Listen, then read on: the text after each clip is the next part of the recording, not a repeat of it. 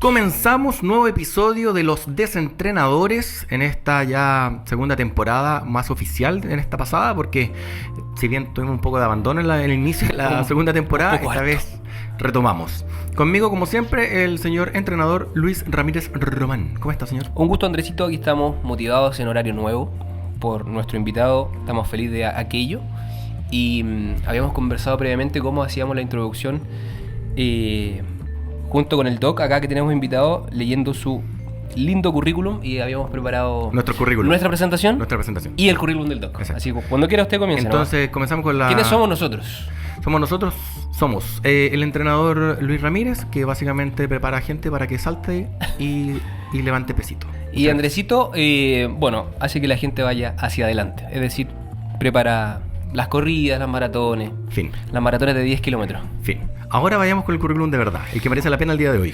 Nuestro invitado del día de hoy, doctor Luis Vergara, que este currículum está en su web, que es el jefe del programa de Medicina Deportiva y Ciencias del Ejercicio de la Pontificia Universidad Católica, médico internista de la Pontificia, especialista en médico del deporte, máster en nutrición deportiva de la Universidad de Barcelona y exdirector de médico maratón de Santiago y Ironman de Pucón, y está actualmente en el programa de Medicina Deportiva UC, Clínica MEDS. Ahí nos va a corregir si esto continúa siendo así. Ahora, la información académica y la formación detallada es bajar.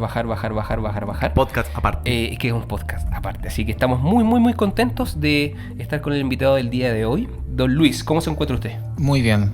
Lo único, me siento cada vez más viejo al ver esa lista. Estamos calculando, de hecho, la edad. Estamos calculando. ¿Qué edad tiene don Luis? No, yo tengo 42. 42. Me echan menos, pero tengo 42. Sí, es que el deporte.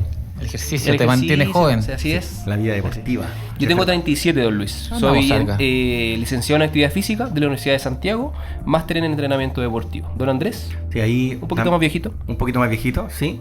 Pero claro, al igual que Luis, nos conocimos después haciendo el magíster, pero efectivamente los dos estudiamos en la USACH, en la licenciatura en Ciencias de la Actividad Física, cuando la licenciatura en Ciencias, no tengo idea del día de hoy, pero que era algo muy incipiente en esa época. Estamos hablando de 2002, 2003, entonces eran carreras que efectivamente eran algo totalmente nuevo, con mallas curriculares ahí medias tambaleantes, pero que también es algo nuevo, y ahí nos vamos a ir un poquito al mundo al cual estás tú, que es el ser deportólogo, ¿ya? ¿Por qué digo un poco más nuevo? Porque efectivamente dentro de las grandes especialidades médicas que uno conoce desde tiempos inmemoriales tenemos, no sé, la traumatología, tenemos el gastroenterólogo y así, pero llega el deportólogo y viene siendo muy nuevo para muchas personas. Cuéntanos un poco qué es esto de ser deportólogo. Es una experiencia, una especialidad muy nueva, ya, porque de hecho yo cuando estudié medicina no existía acá en Chile la especialidad. De hecho, cuando yo estaba estudiando mi último año de medicina plan común, medicina general, claro, y uno empieza a pensar qué especialidad hacer, uno dice, ya, ¿qué voy a hacer a futuro? Y me gustaba mucho el deporte. De hecho, desde chico me gustaba hacer deporte, ejercicio. En el colegio jugaba fútbol, mi papá siempre deportista, me invitaba a sus eventos de fin de semana. Pero, claro, uno vincula mucho a la medicina deportiva a la traumatología, ¿cierto? Es lo que uno ve directamente, pero no me gustaba operar, ese era el problema. Entonces tenía un problema existencial de que me gustaba el área deportiva, el ambiente traumatológico muy entretenido porque es muy deportivo, pero no me gusta el pabellón. Entonces, como un traumatólogo que te opera es como extraño, ¿ya? Claro, te quedas sin herramientas finalmente para poder como terminar los procesos de la traumatología, como que en algún momento los procesos traumatológicos o derivan en tratamiento o derivan en cirugía. Justamente, entonces dije, bueno, no existe entonces algo que vincule la medicina con el deporte. Pero justo ahí, cuando estaba entrando en mi último año de especialidad, o sea, de medicina, empecé a averiguar si había alguna rotación electiva por algo relacionado con el deporte, y me di cuenta que en la misma Universidad Católica, donde yo hice mi pregrado, había una rotación de medicina deportiva y estaba a cargo Fernando Yáñez. ¿Ya? Fernando Yáñez, eminencia, es un cardiólogo del deporte, probablemente fue el primero en partir en medicina deportiva, actual médico de la selección chilena. Claro. De hecho, estuvo el partido reciente ahí en la cancha y él fue mi mentor. Entonces me acerqué a él, me invitó a la rotación electiva que la hacían ellos, todavía la hacemos en San Carlos de Apoquindo, ahí en el club deportivo con los jugadores. Y ahí me empecé a meter qué era lo de la medicina deportiva. Y me di cuenta que no tenía nada que ver con traumatología. Claro. La traumatología no debe ser más de un 10% de la medicina del deporte. Perfecto. Hay muchas otras cosas que se desconocen: nutrición deportiva, fisiología del ejercicio, biomecánica, todo lo que es la prescripción de ejercicio en pacientes con enfermedades crónicas, la cardiología del deporte. Son cosas externas a las lesiones que uno habitualmente. Entonces ahí Yo de alguna manera quise inicialmente ser cardiólogo del deporte con Fernando. Ya, Esa es mi misión inicial. Que eran finalmente caminos que eran como medianamente conocidos. O sea, ya existía algo. Ya existía algo, claro, justamente. Entonces él un día me dijo, ¿por qué no? Porque tú para ser cardiólogo antes tienes que hacer medicina interna, es como el plan común. Ya. Entonces tenía que hacer medicina interna, hice la especialidad de medicina interna en la Católica, pero un día Fernando él mismo me dijo, pero ¿por qué no te quedas como internista? Porque yo, por ejemplo, siendo cardiólogo, me decía él, veo solamente corazón, pero el deportista es mucho más que corazón. La parte respiratoria, hormonas... Claro, como dando a entender que siendo internista podías abarcar un poco más... Justamente. Y a la ahí persona. me abrió un poco la mente y me di cuenta que yo puedo ser el internista del deportista. El internista, entiéndase, porque mucha gente no sabe lo que hace el médico internista. Claro. El internista es como el especialista del adulto. Tal como el pediatra es el especialista del niño, Claro. el internista es el especialista de adulto. Ujú. Entonces, después tú puedes hacer una subespecialidad, cardiología, broncopulmonar, todas las perfecto. especialidades, pero no está medicina del deporte en esas subespecialidades. Qué simpático, porque generalmente yo creo que efectivamente muy poca gente entiende que la medicina interna es esta medicina adulto. Debería ser médico de cabecera del adulto y después Ya. del internista derivarlo al cardiólogo, al endocrinólogo, al nefrólogo, pero tener médico internista de cabecera. Entonces Ya. lo que yo trato de hacer un poco, ser como el internista, el médico de cabecera del deportista. Y ahora actualmente estás vinculado netamente al deporte como esta área de internista, o ves población general no vinculada con el deporte? Yo hago las dos cosas. Las dos. De hecho, yo trabajo como internista en la clínica San Carlos de Apoquindo, perfecto. en la Católica. Ya. Yo veo pacientes en cuidado intermedio, infecciones, ya. COVID, neumonía, como ya, cualquier ya. médico. Internista nada clásico. que ver, clásico. Claro. Y en la consulta o cuando voy al club deportivo, ahí veo deportistas puros. Entonces mezclo las dos cosas y trato, ojalá, Ujú. de llevar a los pacientes crónicos, que yo veo como internista, llevarlos al lado del ejercicio y la actividad física y la alimentación. deportivo. Y tratar, ojalá, con hábitos saludables, que se muevan. Si es posible, cambiar medicamentos por la actividad física, Claro. que a veces lo logramos, a veces no. Pero trato de llevar al paciente crónico Ujú. hacia el área del ejercicio. Claro. Oye, Luis, ¿por qué ir al deportólogo? Buena pregunta. Yo creo que el deportista, la gente que entrena, porque mucha gente me dice, yo no soy deportista, solo voy al gimnasio una vez o 2 veces a la semana. Bueno, Ujú. incluyo a todos los que entrenan. Yo siempre he dicho que es un ser extraño. Ujú. Es un ser extraño porque tiene hábitos distintos. O sea, es Claro. anormal para la población normal que una persona se levante a las 6 de la mañana a entrenar. Ujú. Piensa distinto, porque siempre tiene metas, se está midiendo cosas, quiere ir más para allá, tiene una mentalidad de ir superándose. Ujú. Come distinto, tiene objetivos distintos, todo es distinto. Ujú. Y es un poco incomprendido por el resto de la población. Ujú. Y el problema es que muchos médicos no entienden de ejercicio, no entienden de entrenamiento, no entienden que un deportista estar 2 días, 3 días de reposo sin hacer nada es el peor pecado que le puedes dar a un deportista. Y ahí que tenemos entrena. la clásica prescripción del ejercicio del médico general: vaya a nadar. Claro, o haga, no sé, Camine. zumba, o haga, no Oh, sé. claro. Claro, agarra la prescripción de la OMS de los 30 minutos de ejercicio aeróbico y te la traduce en camine, ojalá todos los días 20 minutitos o 3 veces por semana, anda en bicicleta. O haga reposo, la típica, haga reposo, haga cama. No. Ahora, eso pasa hasta el día de hoy. Experiencia personal, de hecho lo comentaba con el Luis el otro día, ando con un problema de lumbar hace un tiempo atrás. Fue un traumatólogo X, escogido página en una clínica X, y efectivamente después de hacer una resonancia y ver todo, me dice, ok, mira, 2 semanas de reposo, y es como... ¿A qué te refieres a reposo? Quedarme acostado. ¿Cachai? No, de reposo, nada de actividad física. No, pero mi trabajo es este. Finalmente uno cuando trabaja como entrenador de alguna manera te está moviendo siempre. Entonces como, no, entonces tú deberías como casi tomarte una licencia. Y es como, ok. Ya, y mira, yo te recomiendo kinesiología, un plan estándar de kinesiología, que lamentablemente es lo que copian y pegan mucho de Sí. el plan estándar de kinesiología, que no le dan libertad al kinesiólogo de alguna manera. Es como, esto es, y ahí está la electroterapia, no sé, calor y bla bla. Y como que tú dices, ya, ok, y después dices, mira, y yo te recomiendo mucho hacer, y parte así como, abdominales cortos. Esa fue su indicación. Y en mi cabeza fue como, hay que ser respetuoso, hay gente mayor. Dentro de la malla, hay Luis. hay que ser respetuoso, hay gente mayor, hay que ser respetuoso. Pero bueno, es como, señor, en serio, ¿por qué mejor no vamos a esa línea de decir, sabes que yo no soy el experto en esto? Busca un experto que derivará, que un poco lo que esperaría uno de un profesional. Aquí yo no soy un experto en esto, tú te mueves mucho, que es una persona que realiza actividad física, por lo tanto, y aquí es como, aquí entra Luis, ¿cachai? Como una persona que efectivamente ve la medicina desde el punto de vista del deporte y el movimiento. Y te podrá hacer recomendaciones más certeras que quédate quieto y abdominales cortitos. No, y hablamos el mismo lenguaje. Por ejemplo, no sé, yo con mis deportistas, como yo entiendo un poco de ejercicio, entrenamiento, hablamos el mismo lenguaje. Entonces le pregunto, ya, ¿en qué fase del entrenamiento estás? ¿En qué mesociclo estás? ¿Estás en el básico? Ah, entonces entiendo que estás cansado, entonces tus parámetros bioquímicos están elevados porque estás... Eso es bacán, el idioma propio del deporte. Claro, me dice ya, yo lo primero le pregunto, ¿cómo estás entrenando? ¿Cuántas series, cuántas estás llegando? ¿Cuántos reels estás llegando? ¿Qué tanta intensidad aeróbico? ¿Tu umbral en cuánto está? ¿Tu ritmo de carrera? Perfecto. No sé, ¿te los fijas? suplementos que está aplicando. Los suplementos y qué estás comiendo. Entonces, es distinto cuando tú estás con un médico que te entiende, porque entrena primero, porque hay muchos médicos que puede que a lo mejor indiquen ejercicio, pero no entrenan, no entienden, no lo ponen en práctica. Se siente más comprendido. Y además que cuando tú evalúas a un deportista, tienes que considerar qué deporte es, qué puesto, porque los deportes de equipo no es lo mismo un arquero que un lateral. Tiene objetivos distintos, fisiología distintos. Tienes que ver cuáles son los requerimientos energéticos de cada deporte. Tienes que interiorizarte del detalle del deporte de cada deportista. No es meter a todos los deportistas en un saco. Ya, y ahí dentro de eso me cabe un poco la duda. Deportólogo, perfecto. Estamos como en todo mundo pasa que uno se va como especializando y subespecializando y así como de alguna manera termina en algo muy específico, ya que es como, si bien nosotros somos entrenadores, de alguna manera Luis, un poco lo que hablamos al principio, así como gente que salta, niños que saltan, cada vez se va especializando más en este mundo de las chicas que están haciendo patín y por lo tanto dentro de todos los deportes me especializo en uno. Pasa también con el deportólogo, que finalmente dentro de toda la gama de deportes también te vas como tú mismo especializando en algo más. Sí. ¿Y qué sería eso en este momento? Porque, por ejemplo, yo cuando partí de medicina deportiva quería ser el médico integral, saber de todo. Me empecé a dar cuenta que la medicina del deporte es gigante. O sea, es que el mundo del deporte es demasiado grande. Yo dije, ¿de dónde parto? Bueno, nutrición deportiva. En medicina se pasa muy poca nutrición, en general, menos deportiva. Algo que tengo débil. Por eso me fui a Barcelona a estudiar nutrición deportiva, porque algo que acá en Chile no se estudiaba. Biomecánica, bueno, no sabía nada de biomecánica, eso es física. Torque, fuerza, vectores, me sobrepasaba. Lesiones deportivas, bueno, lesiones en medicina te enseñan. Claro. Pero te pasa hasta el traumatólogo, o sea, el traumatólogo también me lesione. Claro, entonces exacto, no me puedo diferenciar mucho en eso, ¿te fijas? Lo que yo me he ido más especializando en mi parte es justamente mi especialidad, que es la medicina interna.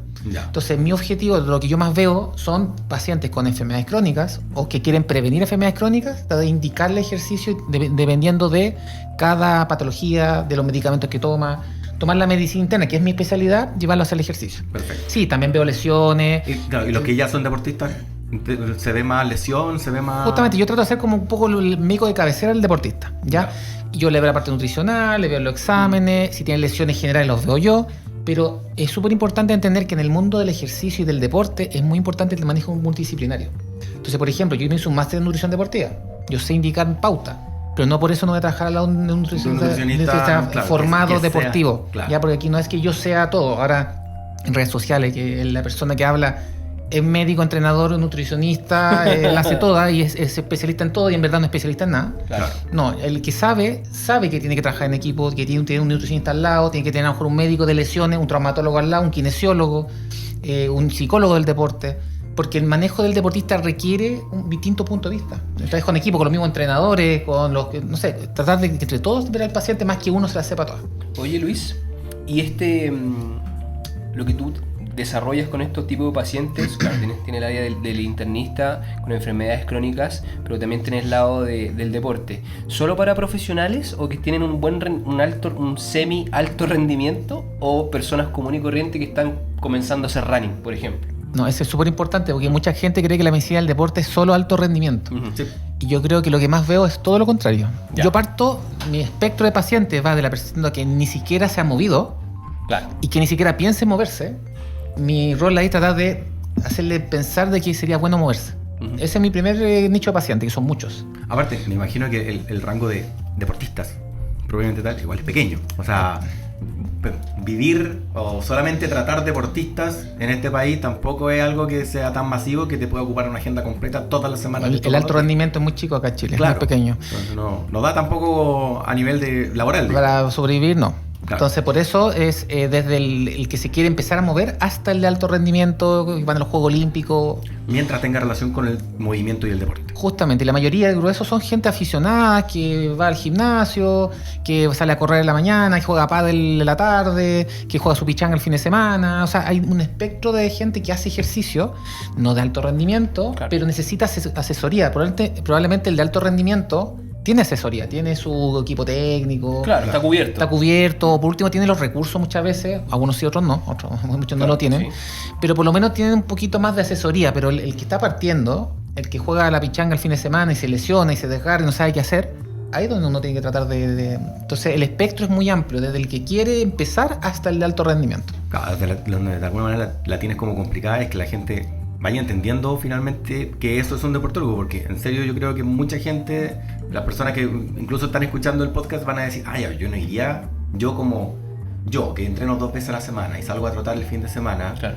Por mucho que tengo siempre esa sensación de que tengo un problema muscular o algo que me genera molestia o dolor, o por mucho que sienta que ando muy bajo de energía al final del día después que tengo un entrenamiento, o que el dolor muscular me dura 3-4 días siempre que me muevo, o que está estancado en un proceso y no logro mejorar, no se le pasa por la cabeza, por su cantidad de entrenamiento semanal, decir, bueno, un deportólogo, porque como que suena muy grande, como que suena de alto rendimiento. No es para mí, no es para mí. Claro. No, de hecho, lo que yo más hago son la gente que está partiendo o hace, no sé, a veces van al gimnasio, salen a trotar o hacen elíptica. Y que necesita mucha educación. Justamente, hacen elíptica en la casa, pues se compró una elíptica, la tenían como closet, pero a alguien se le ocurrió de que puede usarla.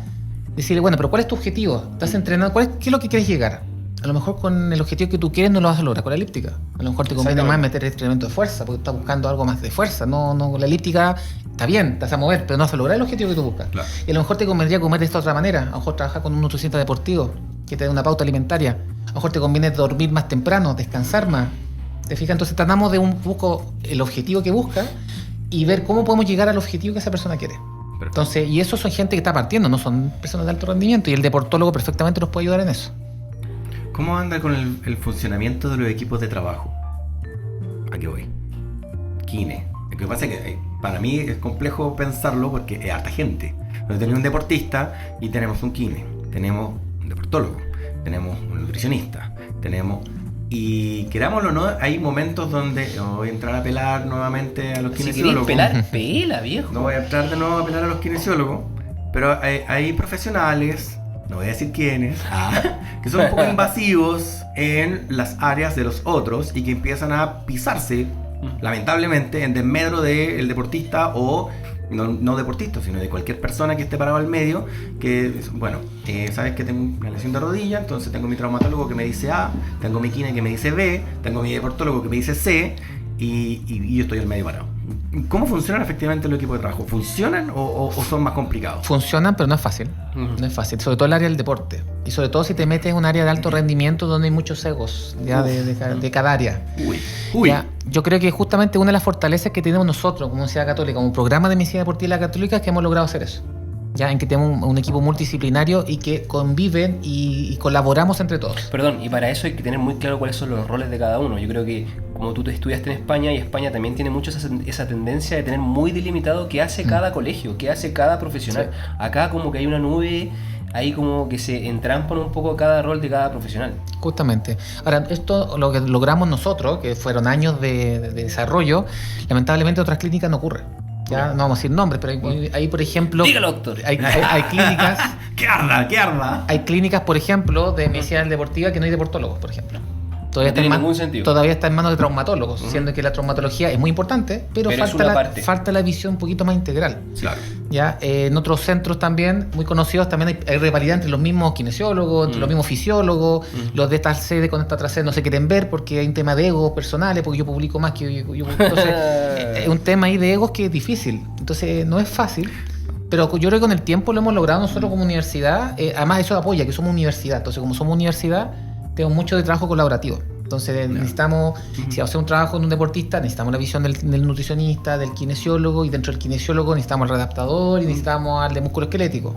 Y también necesitamos un entrenador. Y necesitamos médico, pero médico también necesitamos traumatólogo. Entonces tenemos que trabajar en equipo. Pero eso cuesta en la práctica y sobre todo llegar... Necesita mucho rodaje. A una institución en que, claro, las generaciones más antiguas no entienden esto. Entonces están muy establecidos y es difícil cambiarlo. Cuando uno parte de cero, nosotros creamos el programa, si bien llevamos más de 20 años trabajando con deportistas, recién lo estamos como refundando.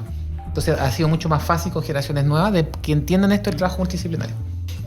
Sí, me pasa con el tema de las generaciones nuevas que efectivamente hay mucha mitología asociada y que validan muchas veces los mismos doctores y entendámoslo, no sé si en el mundo, pero al menos en Chile el peso del doctor es importante frente a la opinión que tiene el doctor. El doctor opina algo, por lo tanto, y cuando tienes un doctor de años atrás que tiene otras escuelas donde efectivamente el movimiento no se considera como parte de las herramientas para poder generar alguna intervención, y de hecho todo lo contrario, repose, quédese quieto, no se mueva hasta que esto se cure y se sane, porque el cuerpo lo va a curar solito, así como usted quietecito.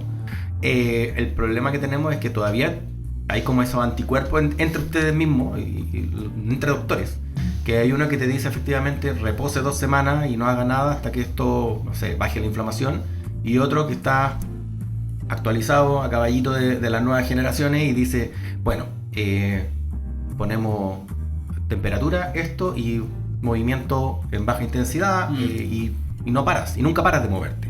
Entonces debe ser complicado eso el día a día, porque hasta el día de hoy tenemos gente que va a cualquier otro doctor y le dicen totalmente lo contrario de lo que tú estás diciendo.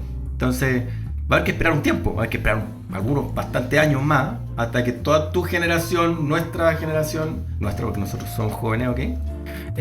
Podamos ir revirtiendo No, es difícil. Por ejemplo, yo que trabajo con muchos pacientes crónicos, y trabajo mucho con pacientes con problemas renales, por ejemplo. Entonces llega mi paciente que ¿Es entrena... por la coca cero? ¿Ah? ¿Es por la coca cero? ¿Qué cosa? ¿Los problemas renales? No me asuste, por favor. No te coca cero. No me eches a perder la tarde, Luis. No, entonces, por ejemplo, muchos que entrenan y usan creatina. Entonces, dicen, yo quiero usar creatina, pero mi nefrólogo no me deja. Claro. Y el problema que veo, ¿quién es un nefrólogo? Resulta que es un nefrólogo renombrado, que fue profesor mío, por ejemplo. Sí, bueno. Entonces, ¿cómo yo le puedo decir a mi profesor, sabe que la creatina no daña el riñón? Claro. Tengo que ser respetuoso, ser políticamente correcto. Y explicarle al paciente por qué no pasa nada. ¿Por qué no? Y por eso, entonces hay que ser bien cauto, porque tampoco es que yo me la sepa toda y que yo tengo la razón, porque puede que a lo mejor no la tenga. A lo mejor en 5 años más aparezcan estudios y me diga que lo que yo estoy diciendo ahora es totalmente lo contrario. Claro, al final no es una opinión tuya, es lo que dice la evidencia actual. Hasta la fecha de hoy. Hasta la fecha. Que puede cambiar y mañana puede cambiar y me puede decir que tiene efecto y a lo mejor no lo vamos a usar más. Claro. Pero hay que ser bien cauteloso y bien políticamente correcto en tratar de ir cambiando un poquito esta mentalidad, pero efectivamente va a demorar varios años en cambiar eso. Oye, Luis. Ojalá que no, todo lo que tengo creatividad dializado, weón, a los 60 años, es terrible. Oye, Luis, ¿cuál es la vinculación actual de la prescripción médica a través de medicamento, ejercicio? ¿Cómo ha ido cambiando esto de, no sé, el metabolismo de la glucosa, cosas que tú ves a diario, cómo tú también tratas de meter el ejercicio como píldora? Es que el problema es que actualmente, bueno, hasta el día de hoy, prácticamente en ninguna universidad de Chile y del mundo, diría yo, no solamente en Chile, se enseña ejercicio en pregrado a los médicos que están egresando. No. Entonces nosotros tenemos una formación muy vinculada hacia la farmacología, el tratamiento farmacológico, que está perfecto. Yo no estoy en contra de los medicamentos, al revés, son una muy buena herramienta y yo la utilizo. Me gusta como igual se puso un parchecito así como para un parchecito antifunas. Yo no estoy en contra de los No, y de hecho fue sutil ahí, pero lo que pasa es que no se está subutilizando, no se está utilizando el ejercicio. ¿Ya? Y de hecho el ejercicio en muchas enfermedades, por ejemplo la resistencia a la insulina, la diabetes, el tratamiento más indicado porque actúa donde está el problema es el ejercicio. Claro. No son los medicamentos que nosotros compramos. Sí. ¿Sabes dónde lo he visto, Luis? Por favor, corrígeme o complementa lo que yo voy a decir, que lo he visto mucho en los pacientes niños de esta generación o jóvenes que tienen diabetes tipo 1, donde son sequísimos en manejar la dosis de la insulina, pero también la dosis del ejercicio, cuando se pasan o les falta algo. No sé si lo has visto incluso yo he visto algunos videitos que los niños saben que tienen que moverse para corregir un poco su metabolismo de la glucosa. Lo que pasa es que la diabetes tipo 1 es una enfermedad bien especial, porque todo es calculado. O sea, ellos calculan todo lo que comen, calculan la dosis de insulina. Bueno, ahora hay bombas de insulina, pero antes todavía se usa mucho que tienen que calcular. Claro. Ellos están comiendo una galleta y saben cuánto hidrato de carbono tiene esa galleta. Yo creo que ni los nutriólogos saben, pero ellos tienen tan estructurado su vida, porque no les queda otra. Exactamente. Miden todo. Claro. Y como miden todo, también miden el ejercicio, porque si se sobrepasan, pueden generar una hipoglicemia. Exactamente. Pero si hacen un ejercicio de muy alta intensidad, les sube la glicemia, es lo contrario. Entonces, la intensidad, si es alta intensidad o baja intensidad, determina cuánto le va a subir o bajar la glicemia. Entonces, tienen tan estructurado todo que son súper mateos. De hecho, yo he ido aprendiendo de ellos porque nos van enseñando en el día a día cuántos carbohidratos usar, cuánta comida comer. En qué momento, qué momento. Como si me voy a mover tanto y sé que lo voy a hacer, debo ingerir algo en este preciso instante, ahora, de estas cantidades para poder continuar con la actividad. Afinar la máquina, el motor, de una manera muy casi artística, dentro de lo científico que es, porque tiene que ver mucho con las sensaciones, cómo se va sintiendo. Entonces, volviendo a la pregunta anterior, finalmente, ¿crees que ha ido cambiando un poco el chip de lo económico que es prescribir ejercicio versus la farmacología? Yo creo que está empezando a cambiar, yo creo que todavía no cambia. Ya. De hecho, una de las cosas que yo trato de hacer en redes sociales, cuando presento en congresos, es justamente eso, mostrar la importancia que tiene el ejercicio para prevenir primero, y si ya es tarde, para tratar y evitar las complicaciones de las enfermedades crónicas. ¿Ya? Pero eso es algo que estamos recién partiendo, estamos recién enseñando. Yo, no sé, la semana pasada tuve un congreso con subespecialistas, ni siquiera especialistas. Subespecialistas, y lo dejé pensando. Le dije, mi único objetivo es solo que piensen y dejarlos pensando en que el ejercicio puede ser el mejor tratamiento de sus pacientes.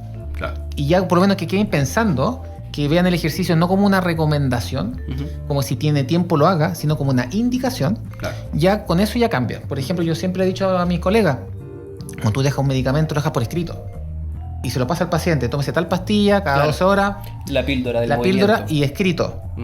Y el paciente dice, ¿puedo hacer ejercicio? Sí, haga ejercicio, salga a caminar, pero no es por escrito. Claro. Entonces el paciente lo entiende como una recomendación. Si no es que una puede, hágalo. más concreta. Es menos importante lo que yo digo verbal a cuando yo lo hago por escrito. Entonces, nosotros deberíamos partir escribiendo por escrito la indicación de ejercicio y equivalente. Si no se toma tal pastilla en la mañana, equivalente a que no haga ejercicio en la mañana. Claro, es como en la prescripción me lo imagino casi poniendo así, bueno, y debe aumentar su masa muscular en un 2% de aquí a 3 meses, mínimo, y por lo tanto debería aumentar su masa muscular. ¿Sabes qué? Yo un 3%, una vez, un 5% en los próximos 6 meses. una vez, ¿Okay? hace Ahí 2-3 años, prescripción. recibí un papel así de un doctor, de una niña que tenía 15-16 años, que fue al médico creo que fue por control nomás. Y ella me escribió, la mamá me escribió y me dijo, ¿puedo conversar contigo? Mi niña necesita entrenar. Fin. Llega con un papel y el médico le dijo que necesitaba una prescripción. O sea, la prescripción decía aumento de la masa muscular. Lágrimas. No, fue bonito porque de verdad. Enmarcada en claro, el, o sea, en el gimnasio. fue escrito en una receta, ¿cachai? Era como, necesito esto. Ahí siento que estos doctores, la nueva camada, que viene cambiando un poco esto. Imagínate que te emociona eso, que es algo tan simple. Sí. Y tenemos que llegar que ojalá la prescripción sea, por favor, ejercicio de 80% del ARM, de Claro, 1-2, ejercicio isométrico. Claro. ¿Te fijas? Tiene que ser mucho más específico, pero claro, para llegar a eso, No, falta tenemos que educar a los mismos médicos. Claro. No, totalmente. Oye, Luis, ¿cómo ha ido cambiando este paradigma de que a nosotros somos relativamente de la misma generación universitaria, que estaba muy de moda el ejercicio aeróbico y la baja de grasa para prevenir, ¿cierto? ¿Cómo ha ido cambiando un poco el paradigma de dejar un poco de lado la pérdida de masa grasa en pos de ganar masa muscular? Ha sido todo también un proceso largo y he sido un poco testigo de todo este cambio. Yo hace 15 años atrás, cuando partí con la medicina del deporte, yo le decía, ejercicio de fuerza, entrenen fuerza, ganen masa muscular, ahí está la salud. Y me quedan mirando y me decían, no, yo salgo a dar vuelta al perro, a correr. Claro. Además que era como año 2012, 2013, donde estaba el boom de la maratón de Santiago, todos los runners, todos corriendo. Y dije, sí, está bien, perfecto, está muy bien que se muevan, pero no se olviden del músculo, son complementarios. Claro. ¿Ya? Y estaba todavía la idea de que el que corre no le gusta el ejercicio de fuerza, por eso corro. Y el que hace ejercicio de fuerza, viceversa. No me gusta correr, pero hago ejercicio de fuerza. Para mí era una batalla eterna en el 2010. Cuando yo entré en el mundo del running, había frases más tristes como hacer pesas me pone lento. Sí. Claro. O sea, no, por eso Corre riesgo de lesión también para el running. Claro, yo corro, por lo tanto no hago pesas porque me pone lento. Yo peleaba con los runners toda mi vida así, oye, ya, sale a correr, haz un largo, pero ¿y la fuerza? No, es que yo corro, me decían, no necesito fuerza. Claro. Pero si para moverte necesitas fuerza. No, pero es que gano masa muscular, me pongo pesado y por lo tanto más peso y no quiero llevar más peso. Ese era como el único pensamiento, entre comillas, lógico que hacía la gente. No quiero, porque aparte ese es un gran problema en general de la educación de la gente, que piensa que al entrenar fuerza va a crecer monumentalmente como fisicoculturista. Ya como cuando llegan mujeres y dicen, no, pero yo no me quiero poner así como ancha. Lo que cuesta Amiga, llevo 15 años en esto, estoy igual. Claro. Pero piensa en los 2000. Con lo que cuesta entrenar para que una mujer construya masa muscular y ancha, así como musculosa, no te vas a poner en 3 meses de entrenamiento. Quizás 20 años atrás no había mujeres en los gimnasios. Era muy poca la gente, porque me iba a ensanchar, me iba a ser hombre. Claro. ¿Cierto? Y ahí ve cómo están los gimnasios. De hecho, ahora casi al revés, porque han entendido que el ejercicio de fuerza tiene que ser parte de la vida. Y esto ha sido años, 10, 15 años de trabajo. Yo creo que las redes sociales igual nos han ayudado bastante a generar, entre comillas, esta moda de entrenar fuerza. Claro. Ya, porque ha podido llegar más gente, se ha podido dar cuenta de que en verdad es una necesidad. Y cada vez más han dado cuenta que los deportes aeróbicos necesitan fuerza y viceversa. O sea, es una combinación de las dos cosas. Oye, Luis, ¿y por qué este músculo, este órgano, funciona prácticamente como un elemento más endocrino dentro de nuestro cuerpo? ¿Por qué es tan importante desde tu punto de vista? Porque yo creo que el músculo, siempre lo he dicho, es un órgano poco considerado y subvalorado desde toda la historia. Yo digo a mis compañeros, hay traumatólogo para los huesos, endocrinólogo para la tiroides, gastroenterólogo para la guata, pero no hay miólogos. O sea, tanto así que nadie se ha interesado en el músculo. En la biología como tal, claro. Y alguien se dio cuenta de que el músculo no era solamente para movernos. Claro, el músculo era motor solamente. Era solamente locomotor. Y menos mal que alguien se dio cuenta de que el músculo es mucho más que eso. Claro. Y el músculo secreta tantas sustancias que todavía no conocemos todas. Y algunas son tan increíbles que actúan a nivel cerebral, ni siquiera en el mismo músculo. Todos estos factores derivados del cerebro que ayuda a que no tengamos depresión, mejora el estado de ánimo, los trastornos de pánico. Todo eso se libera en el músculo, en la pierna, por ejemplo, súper lejos del cerebro y va a actuar a nivel cerebral. Claro. Entonces, en verdad, ya se sabe que mientras más activemos nuestro músculo, mientras más masa muscular tengamos, mientras más sano sea nuestro músculo, más sustancias beneficiosas vamos a tener y más vamos a enfermarnos menos, tener una mejor calidad de vida, vamos a tener una mejor calidad cuando seamos viejos. Ya si pensamos en nuestros adultos mayores, ¿cuál es el problema de los adultos mayores? Que se caen, se fracturan la cadera y quedan postrados. Y una vez que están postrados, la mortalidad es altísima. Claro. Entonces, si nosotros logramos que los pacientes lleguen con fuerza cuando sean adultos mayores, van a tener más autovalencia, se van a caer menos. Como van a tener más autovalencia, van a tener menos depresión, porque se van a sentir más autovalentes, van a hacer sus cosas. Claro. Porque no hay nada peor que un adulto mayor es dejar hacer lo que a él le gustaba. Claro. Entonces, y un adulto mayor ni siquiera puede ir al baño que está ahí a 2 metros, ¿te fijas? Entonces, yo creo que el ejercicio de fuerza tiene que ser durante toda la vida. Claro, ahora también es importante, pero sobre todo cuando somos viejos, porque ahí es donde nosotros vamos a ir perdiendo masa muscular y necesitamos esa fuerza. Acá, nosotros, acá en este espacio, en el de fuerza, tenemos la dicha de poder contar con todos estos grupos etarios. O sea, podemos contar con personas, varios adultos mayores sobre 70 años que vienen a entrenar y que efectivamente es genial porque ellos sí son complicados de tratar porque vienen muchas veces con esta brecha cultural que los distancia del movimiento, y cuando llegan acá es porque son súper rupturistas. O sea, una persona que tiene 70 años y que viene a entrenar la fuerza y que entiende el concepto y que una vez que lo prueba se da cuenta de que efectivamente es ganancia, es súper rupturista dentro de su generación, porque el resto es como, no, de partida, ¿qué voy a hacer yo a un gimnasio? Como que no se contextualizan dentro del espacio físico, es como, ¿qué voy a hacer yo dentro de un gimnasio? No así como la generación obviamente la nuestra, y tenemos toda esta camada de niños que se está aproximando al gimnasio de manera mucho más saludable, que ahí Luis está haciendo una pega y todos tratamos acá también en el esfuerzo de atraer a los jóvenes y a los niños 10, 12 años y que aprendan, y que los papás, y esa es la otra parte cultural donde hay que educar, los papás entiendan de que el trabajo que estamos haciendo con ellos, a veces por rendimiento, porque los niños se dedican a algún deporte, pero también es un trabajo importante a nivel educacional y que le va a servir para toda su vida, que es como que le están regalando a los niños claro, como buen papá, estoy dando un muy buen regalo para toda la vida, que es que sepa mover su cuerpo, que pueda generar masa muscular y que pueda así tener una muy buena vejez. Claro. Un tremendo regalo como papá poder decirle eso a tu hijo. Una cosa importante, que yo creo, adelantando un poco lo que viene, la visión que debemos tener a futuro, que actualmente existe mucho el tema de mantener la fuerza, ¿cierto? El trabajo de fuerza. Y está perfecto. Pero ojo que no es solo la fuerza. No, ¿Ya? claro. ¿Por qué lo digo? Porque ahora está de moda la fuerza y todo Sí, eso es la fuerza. nos Pero pasamos para otro lado. es más que eso. Hacia dónde tengo que apuntar en los próximos años es que lo que tengo que tratar es de que el músculo tenga la mejor calidad posible. Que el músculo tenga el mejor ambiente posible, porque recién dijimos que el músculo es el que nos va a permitir ser sano, autovalente y no tener enfermedades crónicas. Entonces, la fuerza es la mejor manera de poder estimularlo, la mejor manera de poder medirlo, porque podemos medir, ¿cierto? Fuerza. Pero no es lo único. Tengo que tratar de preocuparnos que ese músculo esté bien nutrido, o sea, tenga una buena alimentación, que tenga la cantidad de proteínas que necesitamos, hidratación, pero también necesitamos descanso.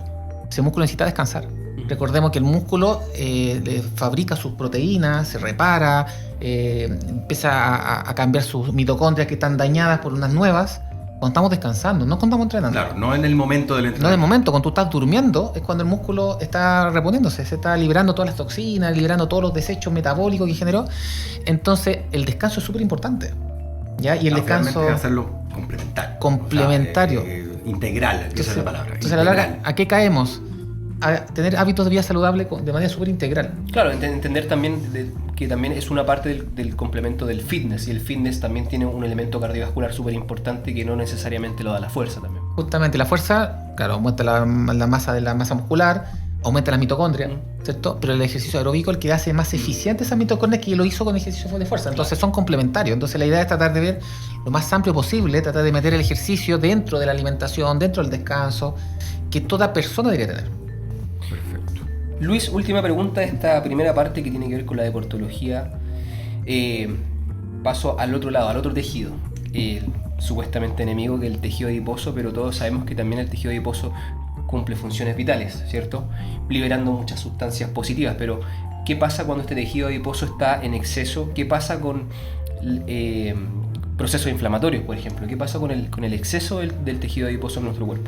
El tejido adiposo, bueno, en épocas actuales en que todo es bueno o malo, todo es blanco o negro, el tejido adiposo es muy importante. Claro. Tan importante, y les recuerdo que la testosterona, que es la principal hormona que nos hace aumentar masa muscular, es lipídica. Ya viene del colesterol. Ya ese mismo colesterol que muchos queremos bajar y se usan medicamentos. Funciones vitales. Son vitales, o sea, necesitamos un mínimo de grasa y es muy importante la grasa. Pero el problema es el exceso de grasa. Ya cuando vamos hacia el otro lado, sobre todo la grasa visceral, que es la abdominal, que es la que más cuesta quemar, ¿cierto? Claro. Sabemos que el exceso de grasa, sobre todo abdominal, visceral, genera sustancias proinflamatorias. O sea, una persona que presenta obesidad vive permanentemente inflamado. Claro. Y eso va generando daño en los vasos sanguíneos, en cada órgano, aumenta el riesgo a futuro de tener infarto, accidentes vasculares. Entonces, el exceso de grasa es el que nos puede generar problemas porque genera una inflamación permanente y además predispone a otras enfermedades. Además, tal como las células musculares liberan las mioquinas, las células grasas liberan las adipoquinas, que son como el equivalente pero tejido graso, pero lamentablemente son negativas. Claro. Genera efectos negativos. Entonces, lo ideal es siempre tratar no de bajar de peso. Eso también es otro concepto que hemos ido cambiando. No, yo creo que eso es súper difícil, pues la gente se guía mucho con la balanza de saber si subo o bajo es porque voy bien o porque voy mal. Pero lamentablemente se contrasta un poco con la facilidad que cada vez más de conocer tu composición corporal, pero eso es educación también. Que antes era más fácil. Digo, antes cuando la gente no entrenaba, era porque como no entrenaba, si tú subías de peso, es igual, subiste grasa. Porque el músculo no se genera solo si no entrenas. Entonces, socialmente, aumentar de peso es igual a aumentar de grasa. Pero cuando alguien entrena, se preocupa de moverse, ya el aumento de peso no necesariamente aumento de grasa. Entonces, ahí ya empezamos a ver lo que es la composición corporal. Entonces, por eso... Pero el día de hoy, como dice Luis, es relativamente fácil lograr tener un resultado medianamente certero, porque también obviamente hay diferentes estrategias y algunas son más certeras que otras, para saber cuánto finalmente es de tu composición corporal grasa y cuánto es músculo. Entonces, claro, es parte también de este proceso educativo de decirle a la gente, ya, pero... Yo diría que en mi caso, como entrenador, el proceso educativo inicial. La gente empieza... Los que entran con un programa un poco más multi, están con su nutricionista, ¿cierto? Su composición corporal y primera evaluación, subí de peso. Y ahí viene como el primero... Primer apretón. ¡Ay, pero por qué si estoy pagando entrenador personal, si estoy pagando nutricionista! Y ahí viene el primer proceso educativo. En mi caso creo que uno de los primeros paradigmas que estamos cambiando de saber que la composición corporal es mucho más importante que el número que te da la balanza. Yo lo veo, por ejemplo, en los exámenes. Yo que veo, no sé, empieza a hacer ejercicio, llevo un mes haciendo ejercicio, le tomamos exámenes, doctor, estoy igual, no subí ni bajé de peso. Pero mire, Pero mira, tu triglicéridos te dan 200 y ahora están en 80. Tu insulina estaba en 20 y ahora está en 6. O sea, los cambios más importantes, y siempre lo digo a mis pacientes, los cambios más importantes no lo ves ni en la balanza Ni en la ropa. ni en el espejo. Claro. ¿Ya? Lo más importante lo ves a venir en biomolecular. Tú sabes que una sesión de ejercicio, una sola, ya genera generar marcadores metabólicos que tú no lo notas, no lo sientes. A lo mejor sí lo vas a sentir, ¿eh? Te vas a sentir con más energía, Sí, claro. con cierto, te va a mejorar tu rendimiento, más despierto, pero no lo ves en una pesa. Yo creo que es muy importante cómo evaluamos la progresión, los beneficios. Y ahí es muy importante cómo te sientes, más que como cuánto peso marca o de un número. Nosotros lo usamos muchas veces acá en los entrenamientos, el movimiento y el logro de movimientos o el logro de la sobrecarga, también como un factor de, mira, vas mejorando, ya como un factor de evaluación constante. Entonces las personas se pueden efectivamente ir dando cuenta de que van aumentando su fuerza en procesos de entrenamiento que si van bien guiados y son progresivos, van dándose cuenta que, oye, hace un mes atrás esta barra sola me pesaba y el día de hoy son 30 kilos y lo hicimos lentamente y llegamos. Y eso también es un mecanismo, sobre todo para nosotros en el mundo del entrenamiento, de que las personas vayan como fidelizando de alguna manera, teniéndole menos miedo al entrenamiento, cuando se van dando cuenta de que los progresos sí son notorios, más allá de que efectivamente dentro de ese mismo mes, chuta, subí de peso o no se movió un gramo, que es lo primero que te preguntan, pero cuando tú uno lo aterriza y dices, ya, pero mira, partimos con este peso, ahora vamos con esto otro. Mira 3 meses atrás, mira cuánto Exacto. levantabas. Recuerda que te dolía aquí, ahora ya no te duele. Y así va como mostrándole, sí, tienes razón. Y ahí como que empiezan a bajarle un poco la ansiedad con el tema del peso. Segunda parte, colega. Sí, segunda ¿Cuál parte. es el subtítulo? Eh, Empieza con F. Formativo. Formativo, el área formativo que me interesa muchísimo, ya que vimos ahí que te formaste en uno de los mejores clubes formadores del mundo, que es Barcelona, una de las mejores ciudades para hablar de ejercicio y de formación. Entonces estábamos hablando también un poco de fútbol, un poco de iniciación deportiva. Y la primera pregunta que te tengo respecto a esta área es, ¿qué nos falta? Es súper difícil igual, como muy genérica. Claro. ¿Qué nos falta en la formación deportiva? Ahora estamos hablando de eso a raíz de los desempeños que ya A sabemos. nivel deportivo, dices tú, Futbolístico. nos faltan muchas cosas. ¿Qué viste tú en Barcelona? Mira, increíble cómo está estructurado el deporte. Por ejemplo, tomemos el fútbol, que es el más popular. Por ejemplo, allá en Barcelona, en Cataluña, ellos tienen distintas ligas. Entonces primero tienen la liga catalana, primera, segunda, tercera catalana.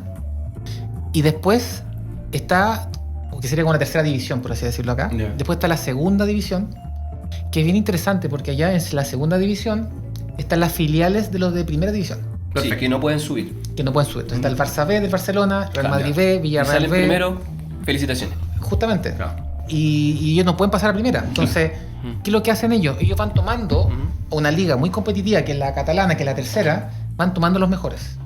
Ya, ¿a qué edades tú estás viste que se generaban estas iniciaciones deportivas? No, parten 8 o 9 años. De hecho, yo trabajé en un club de segunda división, de estas que estaban las filiales, Claro.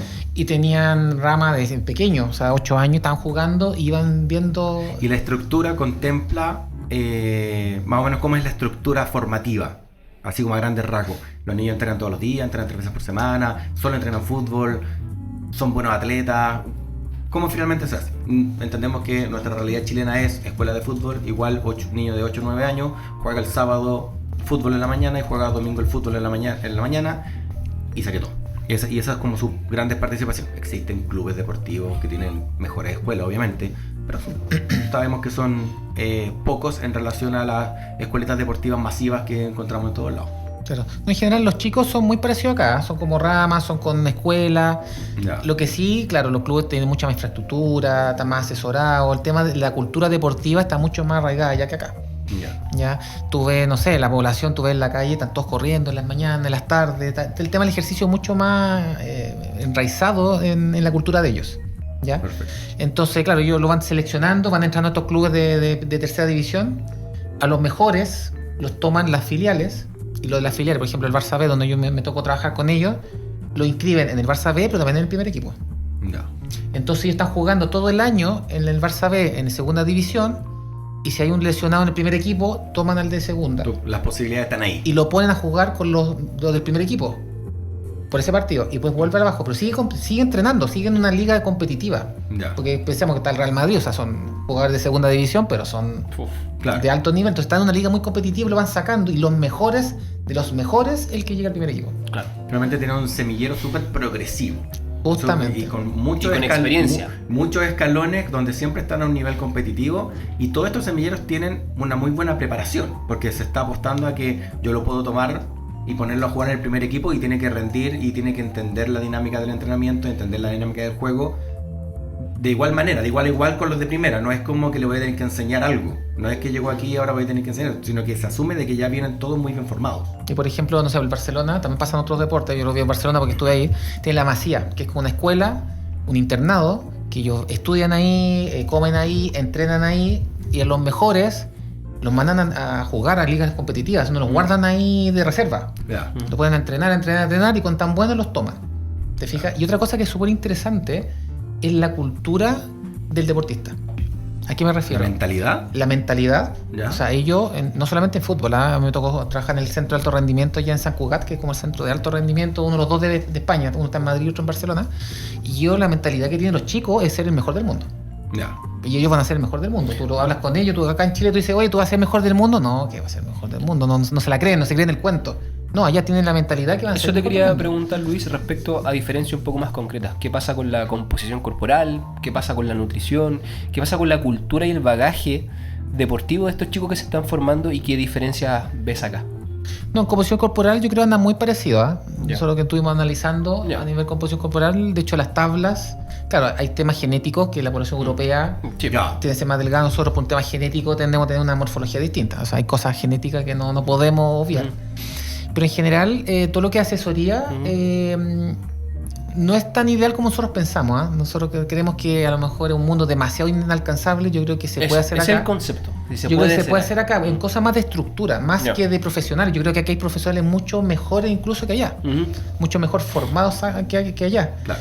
Pero falta un poco la estructura, la parte más Como administrativa, o administrativa y logística de también alguna manera. social también. Por ejemplo, allá, no sé, yo estuve con el Barcelona y le cuento una infidencia. Por ejemplo, cuando llegué allá, había estado Alexis Sánchez, Ujú. había estado Claudio Bravo y después llegó Arturo Vidal. Ujú. Entonces me contaron cuando llegó Alexis Sánchez, primer gol con el Barcelona, lo pueden buscar en YouTube. Llegó, se sacó la polera. Primer reto. El primer reto, yo creo que es el mejor reto que ha recibido. Me dijeron, Me acuerdo, sí. me llamaron, o sea, me contaron a la gente, no, llamaron a Alexis, dijeron, primero, acá en este club no se saca la camiseta, este es un club serio. Ujú. Segundo, mañana te cortas el pelo. Ujú.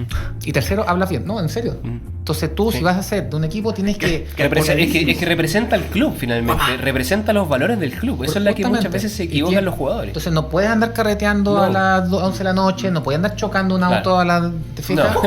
Tienes que andar Claro. con el cortarte... Es que es un tema de cultura Que me deportiva. parece perfecto, porque finalmente Eso es un club. eso es un club, tiene valores de club, tiene de alguna manera, el club es más grande que el deportista, y Claro. eso siempre tiene que ser así. De alguna manera nosotros ponemos las reglas, el deportista viene a jugar con nosotros, y lo que para mí me pasa es que de alguna manera es la forma en que tienes de poder llegar a la sociedad y que culturalmente se mantenga esta línea deportiva. Por lo tanto, el niño que ve que efectivamente los deportistas que él adora cumplen reglas y normas en pro de su mejor desempeño para poder lograr sus objetivos, eso es lo que el niño tiene que guardar en su cerebro. Tengo que ser el mejor, tengo que cumplir normas, estructuras para poder ser el mejor. No es yo hago lo que quiero, tengo mucho talento, entonces soy el mejor. Y ya soy el mejor, por lo tanto puedo hacer lo que quiera porque soy el mejor. No, esa weá cultural que tenemos nosotros acá es terrible, porque así es como tenemos gente que choca auto y tenemos gente que anda curada por ahí y que siguen siendo lo mejor que ha tenido Chile. Me carga, weón, me carga cuando... No, y el chico ve Oye, como... Luis, como- que lo que pasa es que Andrés odia el fútbol. Lo odia. Perdón. Y es como el meme del jugador de primera vez, Perdón. que subía a primera vez y tiene colgantes de oro. Me fascina ese meme. No, pero el problema acá en Chile es que también contexto social, que es mucho distinto, tema de desigualdad, Sí. de dónde viene el juego. Entonces hay un tema mucho más profundo, Sí. más allá de la calidad de los jugadores. Yo creo que Oye, es Luis, complicado. respecto a la formación, tengo una pregunta. ¿Cuál es tu opinión y también lo que veías allá de la especialización temprana? ¿Por qué te lo pregunto? Porque he sabido que dependiendo del deporte hay ciertas edades ideales para comenzar una especialización. Yo me dedico mucho a la preparación física del patinaje artístico y es un deporte súper tempranero, que el rendimiento, las niñas a los 12, 13 años están entrenando una cantidad de horas semanales tremenda y lamentablemente veo que llegan a entrenar conmigo y exigen muchas cosas altamente específicas que lamentablemente no las puedo cubrir porque su base no es la más adecuada. Entonces, ¿cuál es tu opinión respecto a este tema? Es un tema bien complejo, ¿eh? Ujú. Porque depende del deporte, porque hay deportes Sí. que son más tempranos que otros. Ujú. Como concepto general, la idea, general, tomando todos los deportes, es que ojalá la especialización sea más tardía, o sea, sea Sí. después de los 12, 13 años, Exacto. y que antes los niños jueguen, Ujú. que hagan distintos deportes, que hagan 10 deportes distintos. Mientras más deportes hagan, más estímulos distintos tiene ese sistema nervioso que se está formando. Claro, el bagaje motriz. A mí me Bagaje gusta el motriz. concepto de maleta motriz. Me gusta el justamente. bagaje motriz. El bagaje, me gusta Sí. mucho la maleta. Que después puede abrir esa maleta y tengo un montón de herramientas para llevarla a cabo en su especialización. Claro, a mí me gusta el bagaje porque finalmente es que te pasees por muchos Claro. intentos y desafíos motrices y con eso obviamente vas generando experiencia. Claro. Justamente, y de hecho, y lo otro, no se puede manipular, pero mientras más tardío tenga la maduración puberal, Claro. mejor. Ujú. Son niños más por más tiempo. Claro. ¿Ya? ¿Por qué lo digo? Porque me llega mucho la consulta, papás, que llega un niño de 14, 15 años, que aparenta 10, Ujú. porque no han crecido, son niñitos, Claro. están jugando con compañeros que son gigantes, ya con masa Y muscular, llegan muy preocupados. preocupados porque Mm. están sacando desventaja, Claro. y casi preguntándome si le puedo colocar hormona de crecimiento. Exacto. ¿Te fijas? Entonces yo le digo, pucha, en verdad, yo sé que ahora lo estás pasando mal, estás en desventaja, pero los mejores jugadores del mundo de la historia han sido Sí. han tenido la maduración más tardía. ¿Por qué? Exactamente. Porque eres niño más tiempo y tienes más estímulo cuando tu sistema nervioso se está moldeando, las neuronas se están conectando. Y por favor, corrígeme con lo que te voy a preguntar, que eso lamentablemente es al revés. Es decir, la menarquia en niñas es cada vez más temprana, que no sé si también viene vinculado a un sobrepeso. ¿Es así? Claro, sí, todo lo que es la alimentación y más la obesidad infantil, que cada vez es mayor, Ujú. también puede Incidir. gatillar Ya, en la perfecto. menarquia, justamente. Entonces, claro, mientras más tardío sea la especialización, mejor. El problema es que hay deportes que parten muy temprano. Sí. Todo lo que es la gimnasia. Exactamente. Yo veía niñas allá mismo en Barcelona y veía niñas de 6 años Ujú. entrenando como de Una alto ca- rendimiento. no, una hora semanal es altísima. Y yo no sé si lo retaban más la entrenadora o el papá, porque los papás son peores que los entrenadores y casi motivándolo. terrible. Y mentalmente una niña con presión, con estrés psicológico, Claro. al límite del maltrato infantil, yo creo. Sí. ¿Ya? Entonces es bien complejo el tema. Y mi visión personal, de hecho así lo hago con mi hijo, mientras más deporte haga, mejor. Claro. Aprendió a nadar, lo metí a básquetbol, hizo voleibol.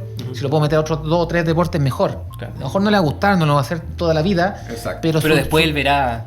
le verá lo que le más le gusta, Claro. pero ya su neurona cerebral ya aprendió a hacer esa La actividad. plasticidad Entonces, se está usando al máximo. y esa es la después, idea. cuando el deporte que haga, va a ser mucho más moldeable y va a tener más herramientas, como dices tú. Claro. ¿Mm? Andresito, preguntitas respecto a formación. ¿Nos queda algo más? No mucho de lo que estábamos viendo en relación a formación. Lo otro que estábamos viendo, como para ya un poco cerrar, una de las partes finales, hablamos de que fuiste director Ese tema es entretenido. Director médico.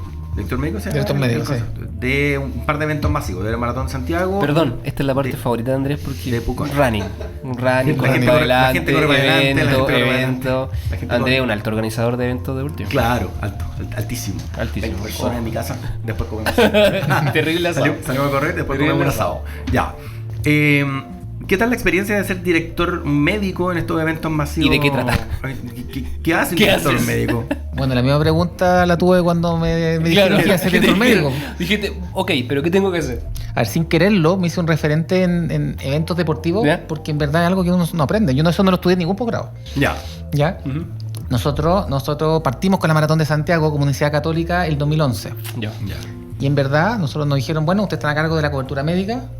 Y nosotros, Veo acá, perdón, mucho más allá que colocar una ambulancia. Sí, pues, es que es eso.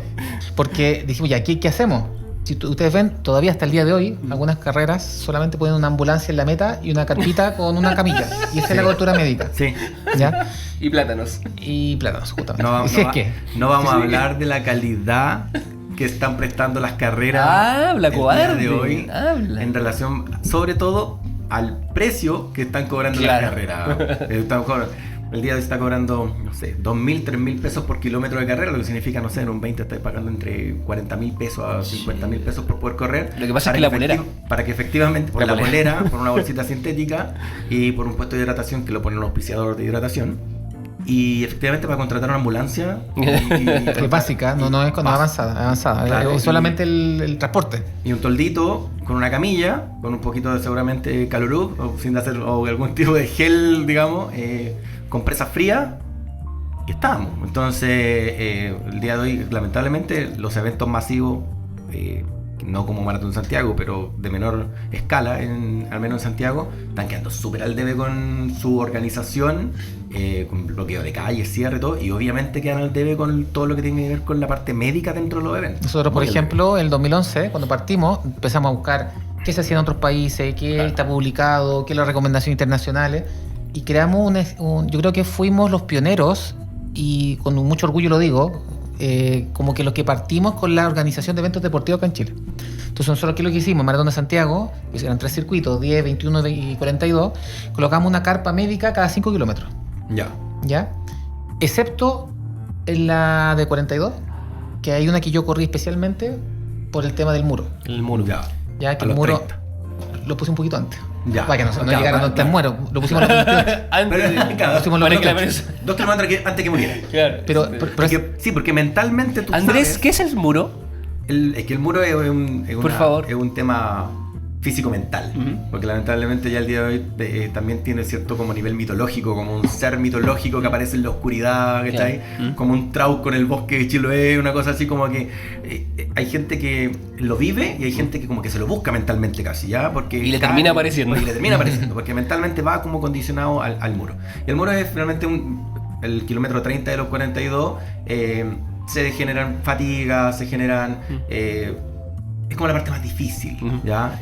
¿Por qué? Porque Es después como que alguien te tracciona de la polera y te supera- lleva hacia después atrás. superando esa distancia, la distancia ya es tan menor para terminar los 42 que mentalmente salen de ese... Pero a los 30 ya acumulaste mucha fatiga, acumulaste... Y pasa algo muy importante. A los 28. y- Se acaban los depósitos de glucógeno. Depresión. Entonces te quedas sin pero glucógeno. depende mucho de...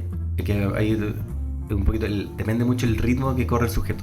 Porque claro, sujetos más rápidos, Ujú. o la media, digamos, la media de personas se va a encontrar con los 30 kilómetros, con este bajón a los 30 kilómetros, la media. Tenéis que alguien que no debería ser, pero que corre muy lento los 42, que esto es una crítica que siempre he hecho, que si corre a 7 el 1000 no debería correr un 42 porque es innecesario que se haga pasar por ese nivel de sufrimiento y calvario a menos que esté pagando una manta. Pero si lo va a hacer, el muro le va a aparecer a los 20 kilómetros, porque ya va a llevar a los 20 kilómetros, Sí, bo. a la mitad de la carrera, va a llevar más de 2 horas de actividad. Entonces, claro, va a variar un poco en relación al tiempo. También O sea, depende del tiempo, de la intensidad, de lo que comió el día anterior, son muchas cosas. Pero nosotros lo pusimos a los 28, ¿Ya?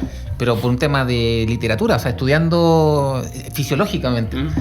Y bueno, efectivamente las carpas donde más atención hubo fue la 28 y la meta. La meta obviamente porque llegan Sí, todos ya, Ya, reventados. sueltan todo ya y...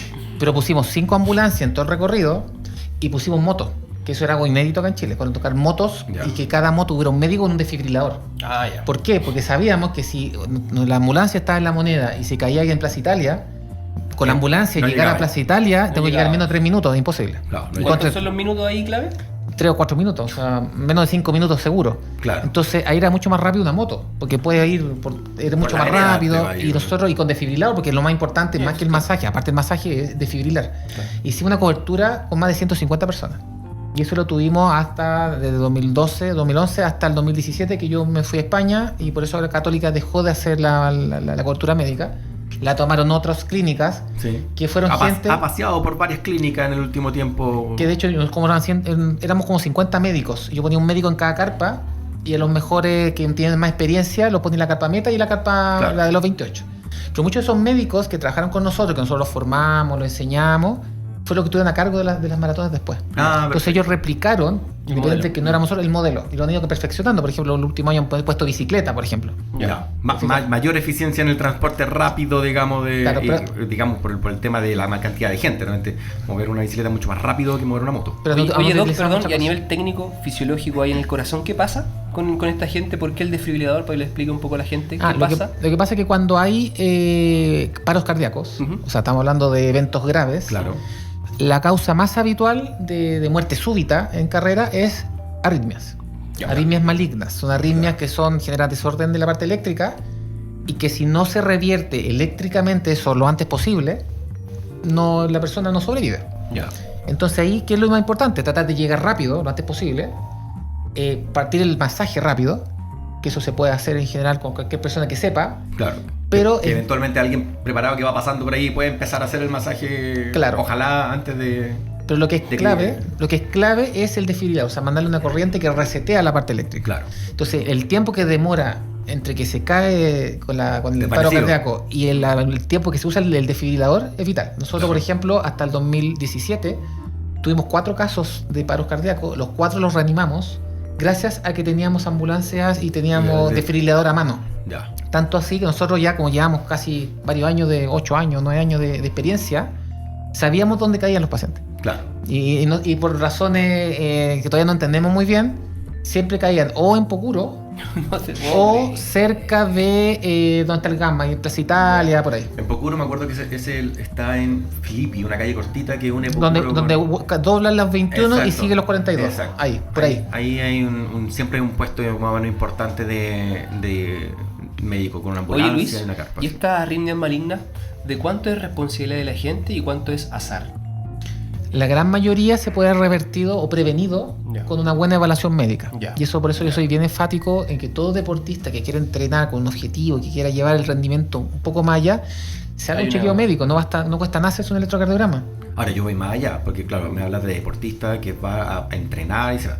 Más peligroso y más bombita de tiempo son los que se inscribieron en la carrera y que finalmente corren un poquito por aquí, un poquito para allá el fin de semana. O sea, ni siquiera tienen un rigor de entrenamiento y van a la maratón de Santiago porque yo con el aguante, las ganas, el corazón y la fe y un montón de cosas más, corro estos 10 o 21 y no tengo idea cómo se desenvuelve mi cuerpo. Entonces, siento que esos son más peligrosos Justamente. que una población importante de personas que aparecen ese día usando la polera y que tú puedes ver que efectivamente no tuvieron ninguna preparación. Y si no se prepararon corriendo un poquito antes, menos se hicieron un control y un chequeo cardíaco. Maratón de Santiago era más peligroso nosotros, porque nosotros también paralelo hacemos todavía el Ironman de Pucón.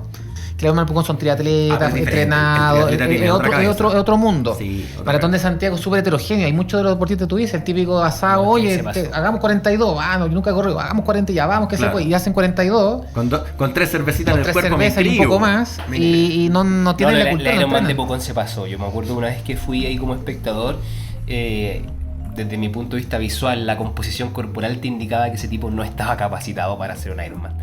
Entonces, aparte de la ambulancia y el desfibrilador, ¿qué otros roles tenías tú ahí como equipo médico?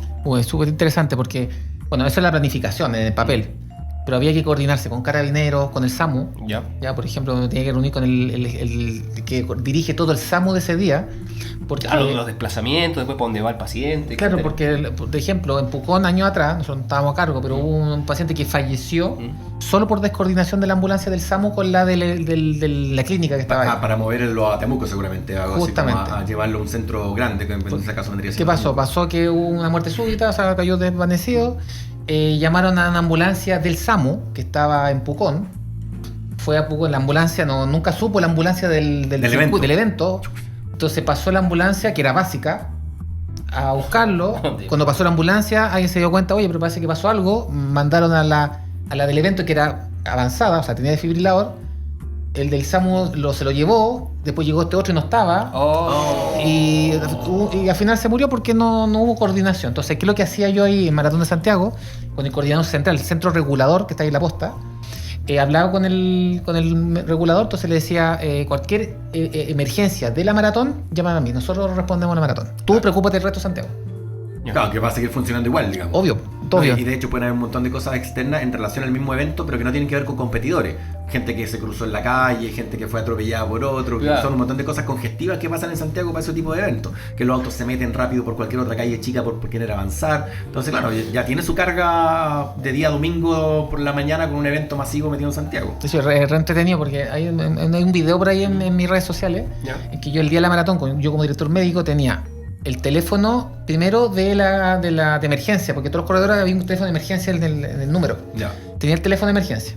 Tenía las radios de los médicos de nosotros, que éramos todas las carpas. Tenía otra radio que era de la organización, de la productora. Y tenía al lado un carabinero. Ya, porque pues el 133 o hago por carabinero, me informa el carabinero. Y además tenía el teléfono mío con el del SAMU. Ah, Entonces tenía como 5 entradas Está ahí relajadito. Era entretenido, pero No, no, terminaba reventado. Está ahí Y relajadito. todas esas coordinaciones, porque ya tengo un paciente grave, ¿dónde lo mando? ¿A qué clínica? Tengo que llevarlo a la Católica Marcoleta, pero tengo que avisarle no solamente al médico de urgencia, tengo que avisarle al guardia porque tenía que cortar el tránsito de Marcoleta, que es una calle chica, oh. Claro. para liberar, tenía que hablar con carabinero para hacerle escolta. No es solo poner una ambulancia. Entonces es súper complejo. No sé, otro tema, el tema de educar a los participantes. Ahí es donde me di cuenta que había que ir a los matinales, poner notas en la tele, salir, decirle, oye, hágase La el educación chequeo, previa. coma, educación. Entonces ahí es donde empecé a salir en la tele. Yo antes nunca había salido en la tele. Pero es justamente porque es parte del rol del director médico de Pero educar a la gente. La gente es muy porfiada. No hace caso. Pero es que es verdad, la gente es muy porfiada, porque al final todos los años va pasando exactamente lo mismo. Sí. Ahora no sé cómo serán las estadísticas, pero lamentablemente, claro, Claro, que analizar los números. tú me hablas de la estadística de paros, o sea, de uso del desfibrilador en la competencia.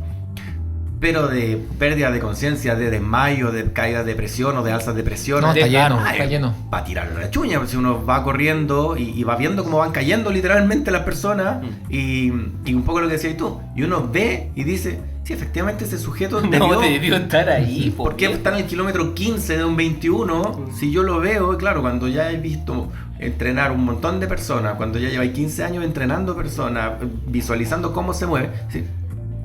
Uno tiene un poquito un ojo, no por ni alardear ni nada, pero uno dice, no está para correr un 21. Y mucho menos uno ve de repente en la línea de partido un 42 y dice, uff.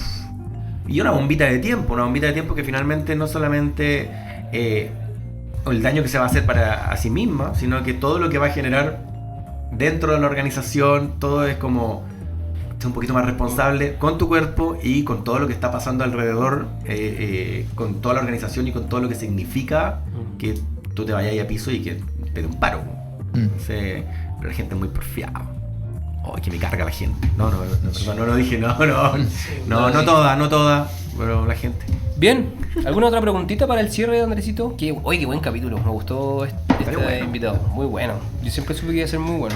Cuando quieran, Es que vengo de nuevo, pueden invitar. ¿Ah? Cuando el invitado es bueno, Claro, y Mira, hasta me- el técnico está callado, se está poniendo atención, ha aprendido harto. Me quitaron el micrófono. Le quitaron el a micrófono. la guitarra. Eso fue lo mejor que ha pasado en este capítulo, le quitamos el micrófono. Mira, me quedo aquí, pero no, yo creo que podría ser para otra vez opinión Hazlo, sobre hazlo. los doctores chamanes. No, pero Sobre no, voy a de cerrar los mi libreta. hueseros, Voy a los cerrar mi hueseros. libreta y no vamos a hablar de los doctores chamanes. ¿Y Luis, cómo lo pasaste? No, entretenido, súper bien. ¿Bien? ¿Era lo que... No hice el ping-pong. Uy, cerremos con el ping-pong. Cerremos con el ping-pong. Ya. Explícale de qué trata y Es cerramos con eso. facilito. Yo le voy a decir una palabra. Usted me responde con la primera palabra que se le viene de vuelta. ¿Ya? Sin dudar, sí. Sin duda. Sin miedo a la Sin- funa. Sí, claro, sin. A ver, vacunas. Protección, Creatina. energía, Ayuno de 72 horas. No voy a decir nombre. innecesario, Músculo. vida, Crioterapia. herramienta, Obesidad infantil. problema. Influencers. Problema. Uy, la pensó. Riesgo, Riego. Colágeno. útil para el cuerpo estructuralmente. Ya, pero pastillas. Estoy hablando Suplemento. de- Suplemento. Suplemento. Desde el suplemento. Uy. Innecesario. Eso. Como decimos acá cuando nos gusta. De mi corral. De mi corral. De mi corral. Es que así somos los Luis. ¿Mm? Así somos los Somos Luis. ¿Así son? Los Luises. Sí. Los Luises. Ya. Luis, Un gustazo. Encantado Oye, por la invitación. Espero que lo hayas pasado muy bien. Andresito, haga el cierre de este segundo capítulo. No sé si usted quiere decir algo, Luis, sus redes sociales, por favor. Sí, bueno, redes sociales, Dr. Luis Vergara en Instagram, también TikTok, copiamos todos los videos en TikTok también. Bien. Y mi página web, drluisvergara.com. Ahí, bueno, ¿Dónde lo encontramos si quieren atenderse con usted, doctor? en Clínica San Carlos de Apoquindo, en la UC Cristus, y también en el Club Deportivo de la Universidad Católica. También lo invito a que vayan allá arriba al Club Deportivo, porque aparte que es bonito, hay un ambiente deportivo. Entonces, a quien le Bacán. gusta llegar allá, está abierto a todo público, no solamente deportistas ni socios, sino que puede cualquier persona. Ah, perfecto. Ya, Y ojo que esperemos que en el segundo semestre tengamos una clínica de medicina deportiva en el nuevo estadio San Carlos de Apoquindo. Ya. Vamos a tener nuestra primera clínica como tal en el estadio donde están construyendo, donde va a jugar Católica. Bien.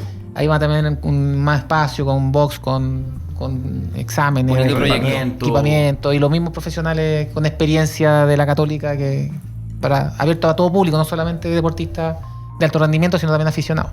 Muy bien. Muy bien, gracias, doc. Andresito. Muchas gracias. El día de hoy aprendimos un montón. Aprendimos de deportología, aprendimos de que no hay que tenerle miedo al deportólogo o no hay que pensar que, digamos, no es para uno, sino que es algo que está mucho más cercano cada día más a todos los que adoran el movimiento. Muchas gracias, doctor, por venir el día de hoy. Gracias, estimado Luis Antonio, por estar presente el día de hoy. Gracias. Gracias Y por la muchas invitación. gracias a todos los que están escuchando y que nos escuchan, nos siguen. Sabemos que son poquitos, pero son un grupo al que Son le fieles. le tenemos cualquier fe y queremos que siga siendo así. Muchas gracias obviamente al señor técnico que el día de hoy estuvo en silencio. Agradecemos. Opacado. Opacado, pero Pero aprendió.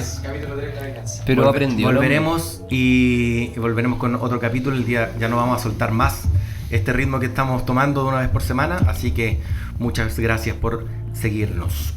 Saludos. Nos siguen en Los Desentrenadores en Instagram.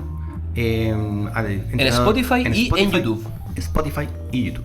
Así que ahí Audio pueden- y video. para que se puedan reír, Abrazos. gozar y aprender. Un abrazo, que Chao, estén muy bien. gracias. Chau, chau.